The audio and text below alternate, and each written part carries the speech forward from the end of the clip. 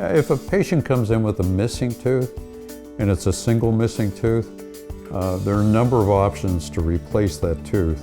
The first option and the more traditional option would be a fixed bridge, where you take the two adjacent teeth and place crowns on them, and that supports the replacement tooth in the middle.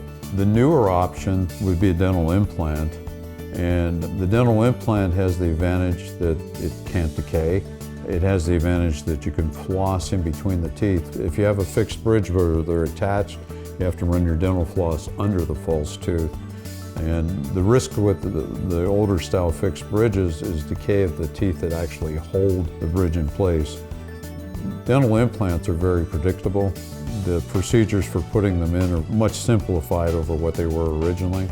We can plan them out three-dimensionally with a cone beam scan x-ray. We can make guides. We can actually shorten the procedure considerably. Many people have the option of leaving with a new tooth the same day.